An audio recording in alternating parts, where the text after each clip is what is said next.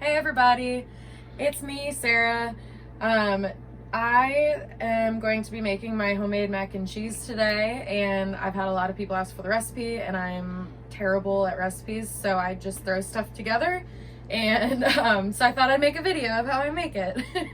So the first thing that I do, obviously clean surfaces, clean hands, that kind of deal. But then the next thing I do is get out all of my ingredients and my pots and my utensils, and just I'm OCD about organization. So I have the two large pots, one for the cheese sauce and one for boiling the noodles. And then I have my cheese sauce ingredients, which is just a basic roux, which is butter, flour, and milk.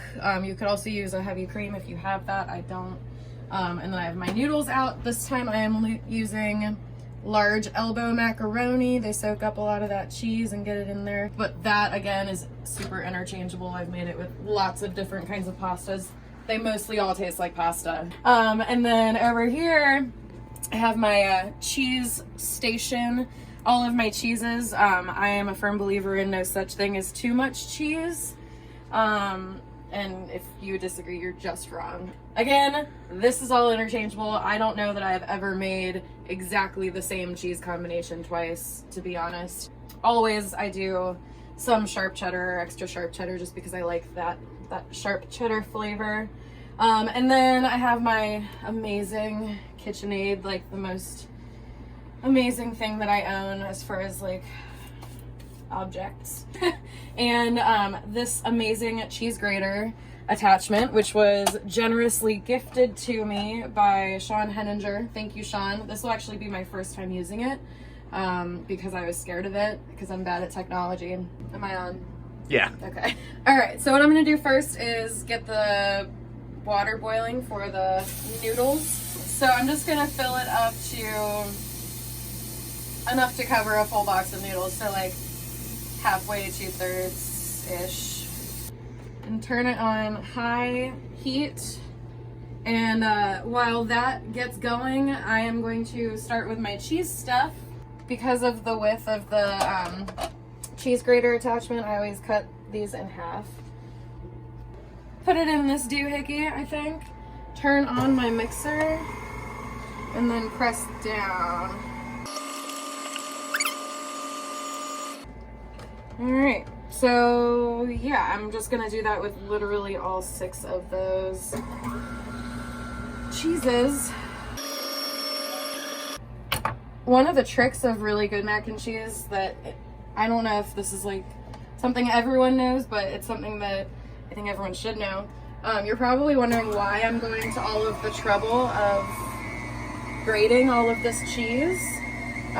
Because it is a lot of trouble rather than just like grabbing some bags of shredded cheese. But all of that like pre-shredded cheese from the store has like a waxy coating on it, and it just doesn't turn out nearly as good. And I'm kind of a mac and cheese snob, so I believe in doing it this way because it's just so much better.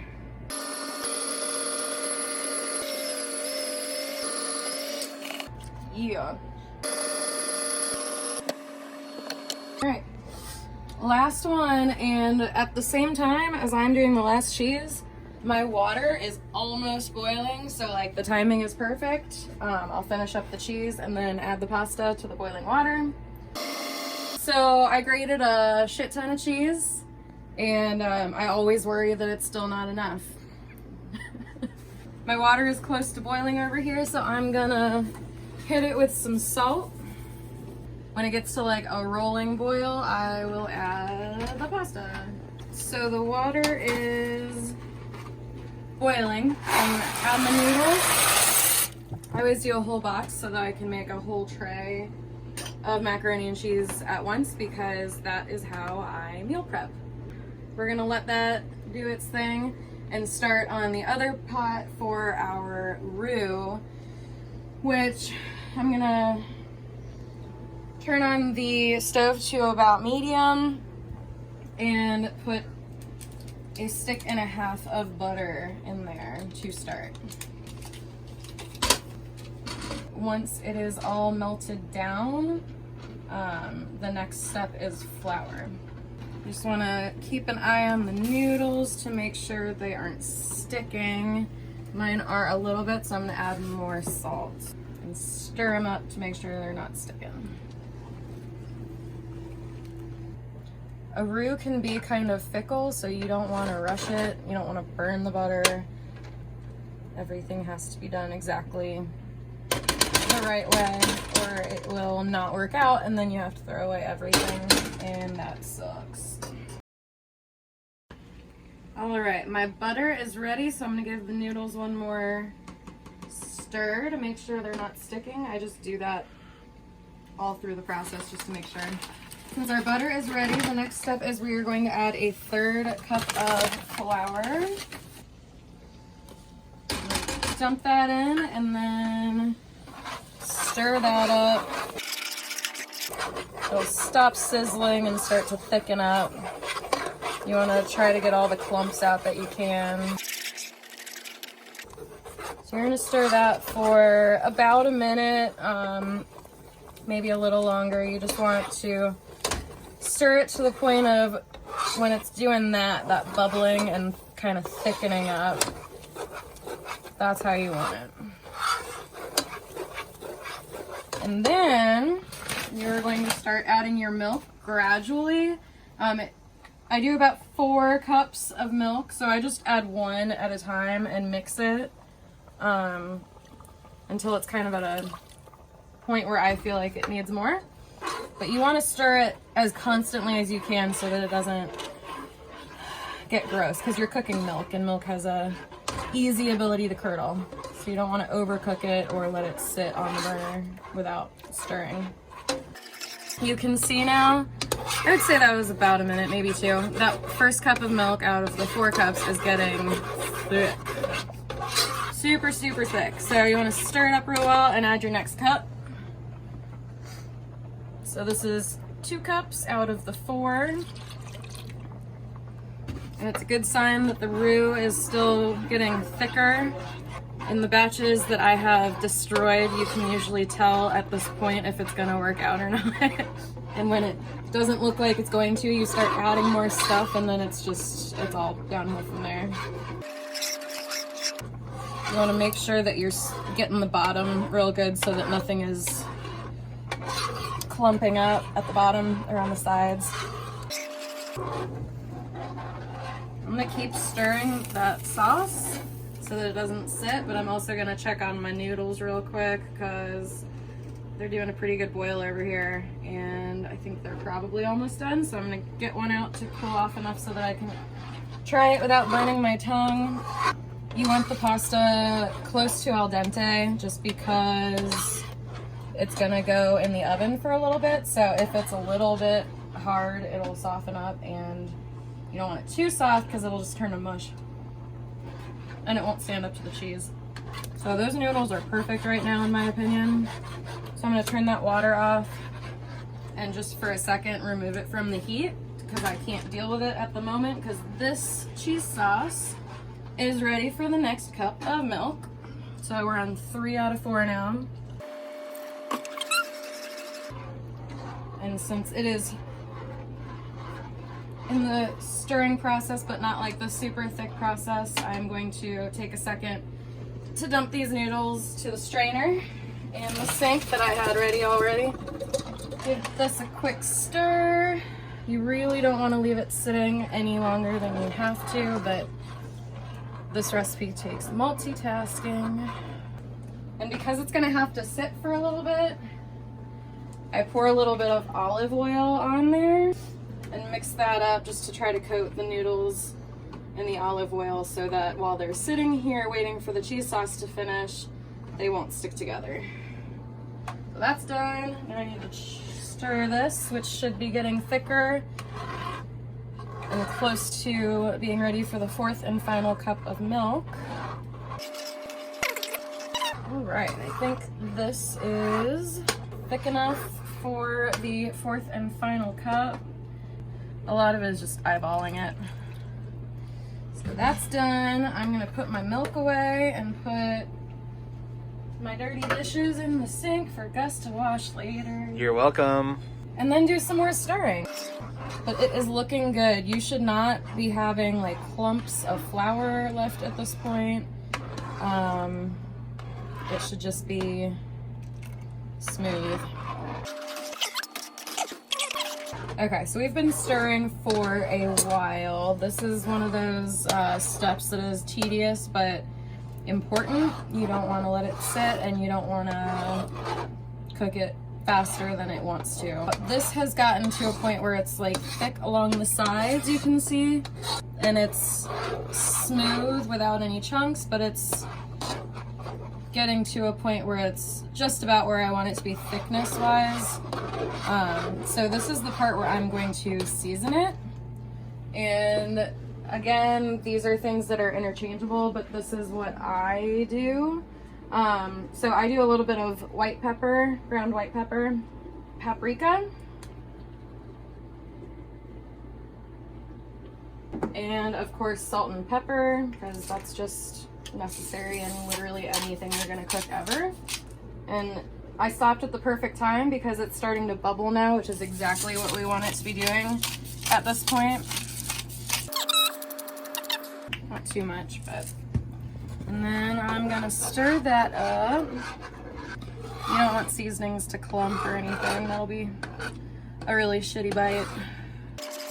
And it looks pretty evenly mixed up to me, so this is the part where I am going to start adding the cheese. And again, when you're adding the cheese, you want to be stirring it pretty much constantly.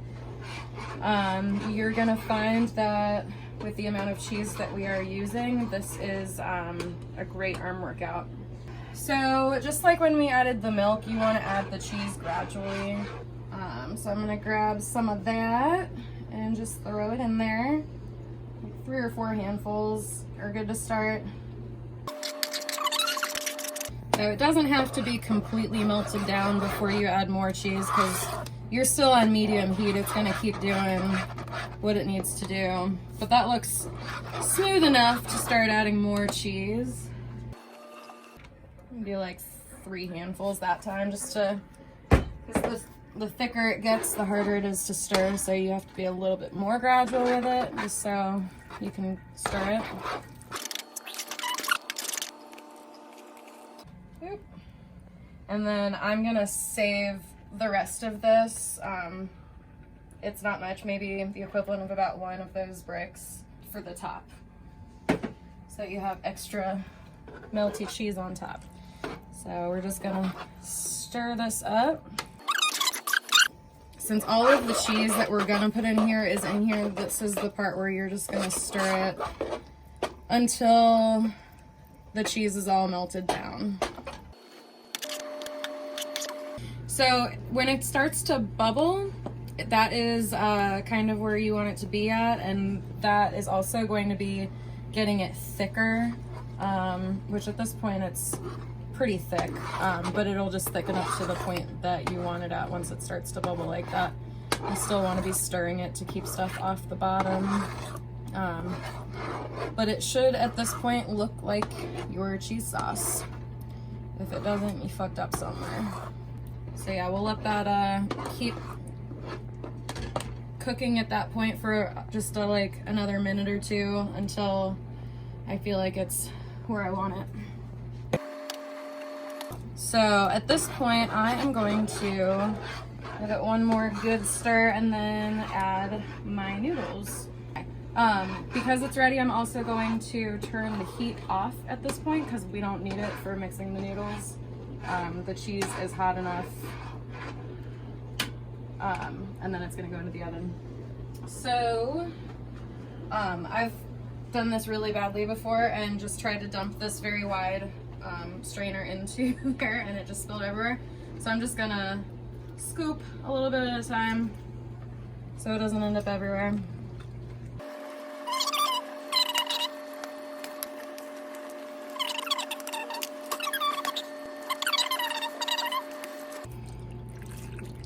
That sound is amazing.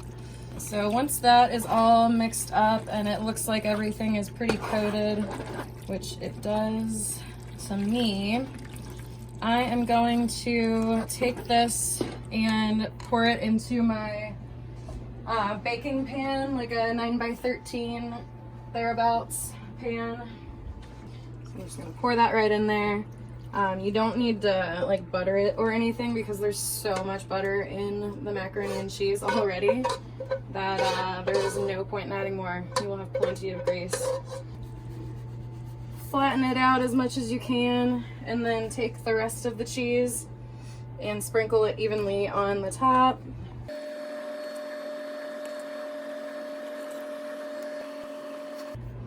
At this point, there's a lot of other things that you can do as far as toppings go. You can use breadcrumbs, you could use Cheez-Its, you could use Ritz crackers. There's all kinds of things that you could mix up with some melted butter and some cheese and use as a topping.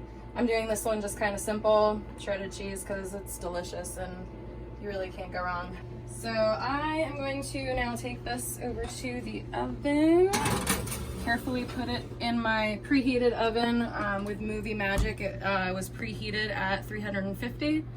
So now I'm going to let that cook for about 30 minutes at 350. You can check on it and see. You just really want the cheese on top to get kind of browned and gooey. All right, it's been about 30 minutes and I checked on the mac and cheese and it looks good. It's bubbling and it's brown on top. It is definitely super hot, so be careful, and it's also probably pretty heavy, so be careful getting it out. I'm gonna take this over and set it on my, whatever these things are called, trivets, is that what they're called? So yeah, that's the money shot right there. It looks amazing. It smells so good.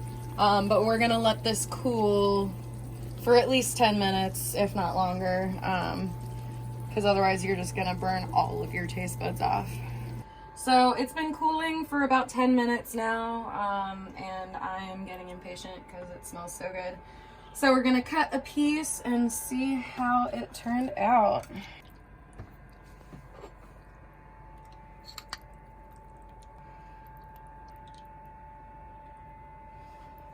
Looking good. All right, this is the moment of truth. When we try the mac and cheese, it looks good and it smells good. It's butter and cheese and noodles, so I'm sure it's gonna be amazing.